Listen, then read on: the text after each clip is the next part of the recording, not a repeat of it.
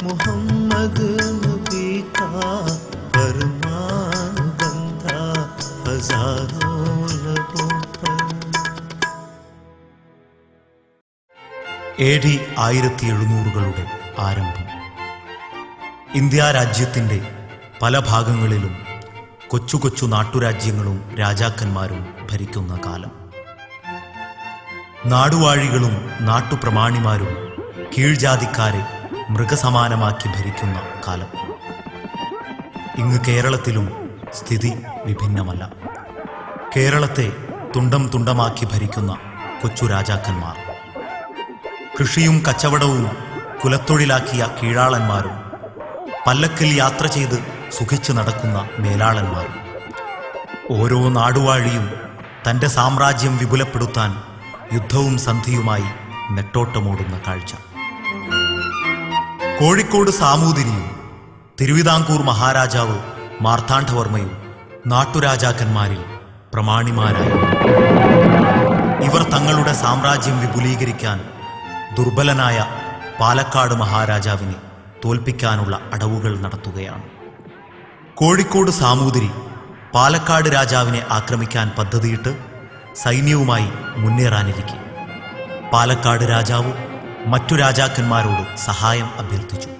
എന്നാൽ ദിണ്ടിക്കൽ ഗവർണറായ ഹൈദരലി മാത്രമാണ് സഹായത്തിന് തയ്യാറായത്. ബുദ്ധിമാനും സമർത്ഥനുമായ ഹൈദരലി പാലക്കാട് രാജാവിന് സഹായം വാഗ്ദാനം ചെയ്തു. മഖ്ദൂം അലിയുടെ നേതൃത്വത്തിൽ 5000 പടയാളികളുമായി ഹൈദരലി കേരളത്തിലേക്ക് പടയെ പറഞ്ഞയച്ചു. ഹൈദറിന്റെ സൈന്യം വന്നെത്തിയ വിവരം സാമൂതിരി അറിഞ്ഞപ്പോൾ തന്റെ സൈന്യം പിൻവലിച്ച് സാമൂതിരി പേടിച്ചു മടങ്ങി. ഇതോടെ ഹൈദർ എന്ന മൈസൂർ സേനാധിപൻ കേരളത്തിൽ കാലുകുത്തി. ഹൈദർ വേറിട്ട വ്യക്തിത്വമായിരുന്നു. യുദ്ധവും തന്ത്രവും ഭരണവും ശക്തിപ്പെടുത്താൻ ഹൃദയം പാകം വന്ന രാജാവ്. അതുകൊണ്ട് തന്നെ സ്വന്തം സാമ്രാജ്യം വിപുലീകരിക്കാൻ കിട്ടുന്ന എല്ലാ അവസരവും ഹൈദർ ഉപയോഗപ്പെടുത്തി.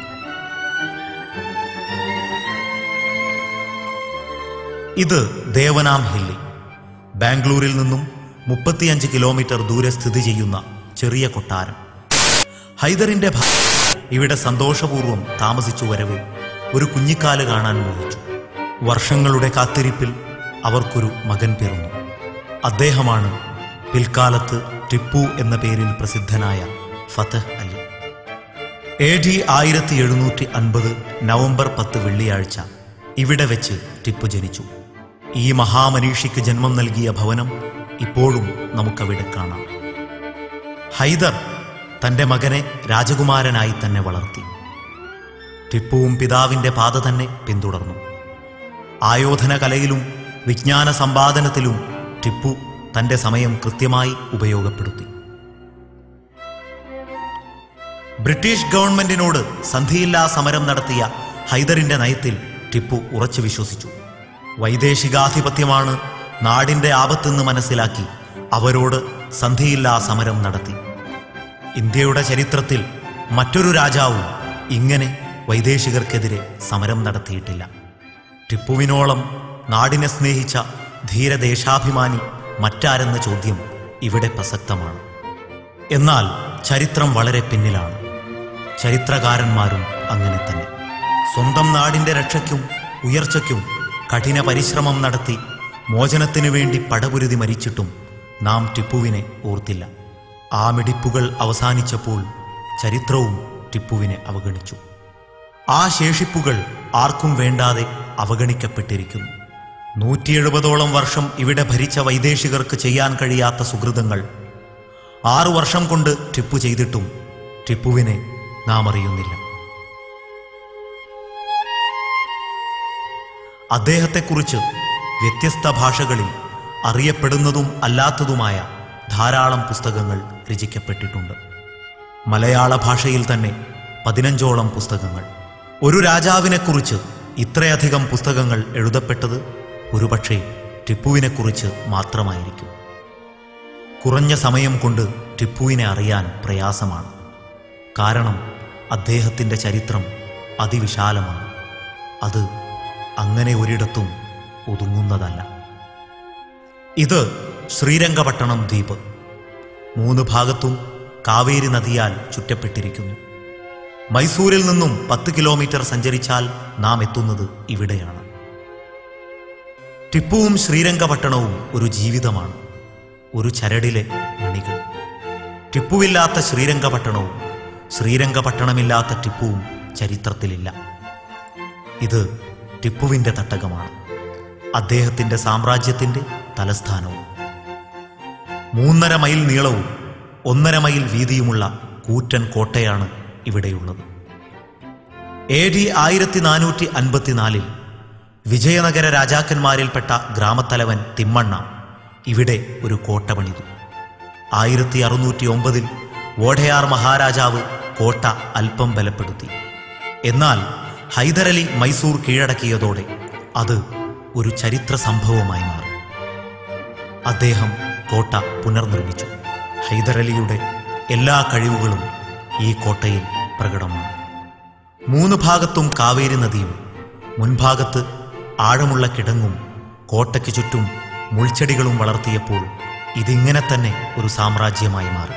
ഒരു ശത്രുവിനും അകത്ത് കടക്കാൻ കഴിയാത്ത അത്ഭുതങ്ങളുടെ ഒരു കലവറ. ഇത് കോട്ടയിലേക്കുള്ള കവാടം.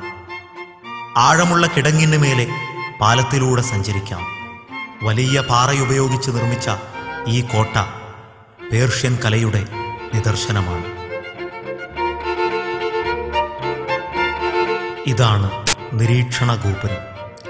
ടിപ്പു നിർമ്മിച്ച ഈ ഗോപുരം ഇന്നും പതാക ഉയർത്താനുള്ള സ്ഥലമായി ഉപയോഗിക്കുന്നു.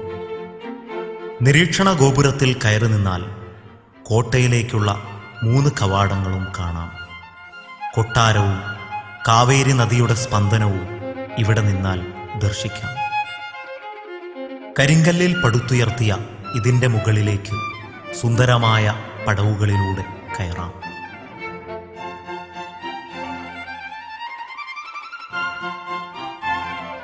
മസ്ജിദ് ആല.